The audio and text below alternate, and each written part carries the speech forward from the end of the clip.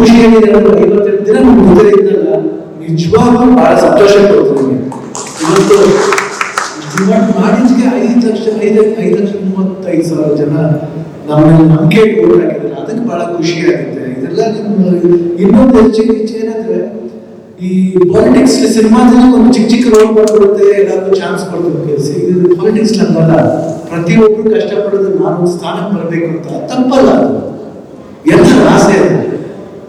ಎಷ್ಟೋ ಜನಕ್ಕೆ ಆಸೆ ಇರುತ್ತೆ, ನಾನು ಬರ್ಬೇಕಾಗಿತ್ತು ನೀನು, ಬಟ್ ಅದೆಲ್ಲ ಬಿಟ್ಟು ನಾನು ಹೆಂಡತಿ ಗೀತಿಗೆ ಬಂದ್ರೆ ನೀವೆಲ್ಲರೂ ದೊಡ್ಡ ಮನಸ್ಸಿಂದ ಅವಕಾಶ ಮಾಡಿದ್ರೆ, ಯಾಕಂದ್ರೆ ಅದರಿಂದ ನೀವು ಏನ್ ಬೇಕಾದ್ರೆ ಮಾಡ್ಬೋದು. ಅದೆಲ್ಲ ಬಿಟ್ಟು ಇಲ್ಲ ಕಾಂಗ್ರೆಸ್ ಪಕ್ಷ ಗೀತ ನಮ್ಮವರು ಅನ್ಕೊಂಡು ಬಂದು ಆಗ್ಬೋದು ಸಪೋರ್ಟ್ ಮಾಡಿದ್ರಲ್ಲ, ಅದಕ್ಕೆ ಬಹಳ ಖುಷಿ ಆಗುತ್ತೆ. Thank you.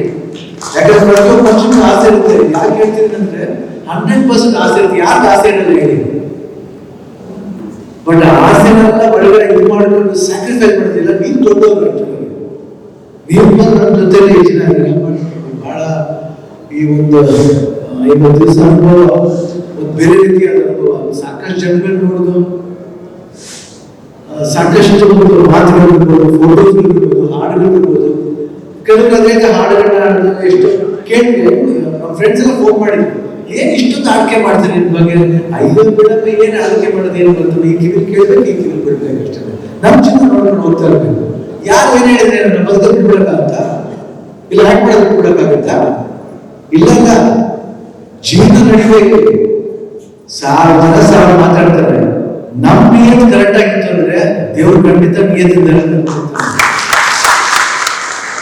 ನಾನೇ ತಪ್ಪು ಮಾಡಿದ್ರು ಏನು, ನಾನೇ ತಪ್ಪು ಮಾಡಿದ್ರು ನನಗೂ ಶಿಕ್ಷೆ ಹಾಗೆ ಆಯಿತು. ನಾನು ಯಾಕೆ ಏನ್ ತಪ್ಪು ಮಾಡಿದ್ರಿ? ಗೀತಿನ ಪೊಲೀಸ್ ನಿಲ್ಲಿಸಿದ ತಪ್ಪ, ಅವ್ರ ಆಸೆ ಪಟ್ಟಿ ನೆರವೇರಿಸಿದ ತಪ್ಪ. ಹಂಗಿದ್ದಿದ್ರೆ ಭಾರತ ರಾಜ್ಕುಮಾರ್ ಆಗ್ತಿರ್ಲಿಲ್ಲ, ರಾಜ್ಕುಮಾರ್ ಬಿಟ್ಟಿಲ್ಲ ಅಂದ್ರೆ. ಭಾರತ ರಾಜ್ಕುಮಾರ್ ಯಾಕೆ ಆಗಿದ್ದು? ರಾಜ್ಕುಮಾರ್ ಕೊಟ್ರು, ನೀನ್ ಹಾಡು ಬರ್ಬೇಕು ನಡಿ ಮುಂದೆ, ಮತ್ತು ಅವ್ರು ನಿಲ್ಲಿಸಿದ್ರು, ಅವ್ರು ರಾಜ್ಕುಮಾರ್ ನಿಲ್ಲಿಸಿದ್ರು. ಪ್ರತಿಯೊಬ್ಬರಿಗೂ ಒಂದೊಂದು ಶಕ್ತಿ ಇರುತ್ತೆ.